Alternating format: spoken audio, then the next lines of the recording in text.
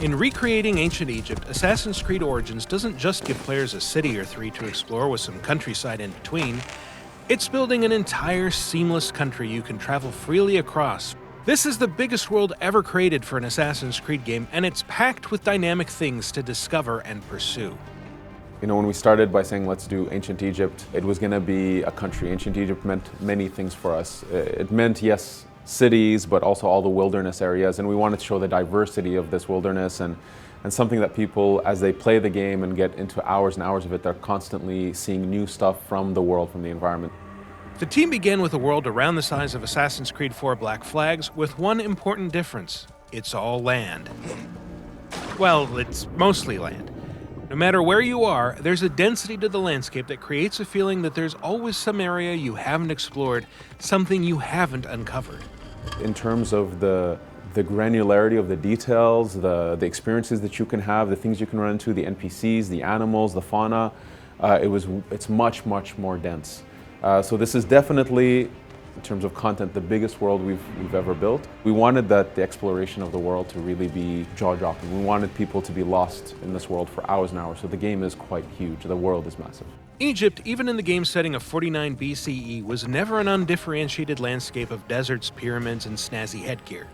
It was huge and cosmopolitan, a hub of trade, agriculture, and craftsmanship. From Alexandria to Memphis, Egypt was a place of geographical contrast and cultural diversity, and recreating the entire country as a single open world is one of Assassin's Creed Origins' greatest achievements. So if you go into Alexandria, it's a very Greek city, a very big and broad streets. And then you go into Memphis, it's very crowded. And all of this is based on the historical research that we do. So we learned, for instance, that the Memphis is very close to the Nile, and that the course of the Nile changed with centuries, and that it affected how the city was built. And so in return, that affects the way that we create that city, and that is what players will experience.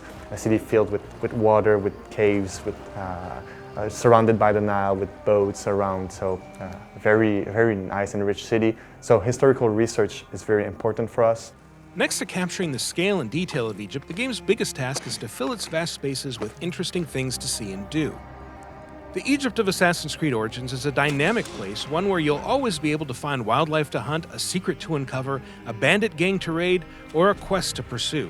In fact, you'll need to discover the game's quests on your own, and there are multiple ways to do it. A vital contact might direct you to someone who wants you to check on a friend in danger, for example, or you might just stumble onto that friend while exploring and get pulled into a new adventure.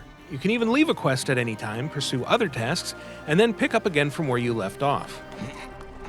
There's tombs and temples to explore, there's puzzles in the world, left by the ancient people. There's a lot of really cool activities to do in the world. There's a huge density there. Assassin's Creed Origins is set during the reign of Cleopatra, an extremely tumultuous and pivotal era for Egypt, and one that fits in well with the series' preference for periods of conflict, upheaval, and massive societal change. The game takes place during her ascension to the throne. During this time period, her father, Ptolemy XII, had passed away, and so he left the country into the hands of Cleopatra and her brother, Ptolemy XIII, who's the boy king. And right away there was conflict and strife and a civil war between the two, and Cleopatra gets exiled. And so we catch up to her in our context when she's exiled, and so she's on her way to reclaiming her throne. Pretty much everyone in Cleopatra's family has been assassinating each other's, so that creates this unique set that's tremendous to create a story and to go around all of this plot. Ptolemy XIII appears to have the full support of a masked secret society calling itself the Order of the Ancients, and since history tells us the Boy King's power grab was orchestrated mostly by his advisors, it's likely the masked men are behind the civil war itself. The Order of the Ancients are trying to control Ptolemy XIII. They believe that he's younger and weak and that they could manipulate him easily. However, they're a secret society, and they will always be in Bayek's path, and so you will have to make your way through that.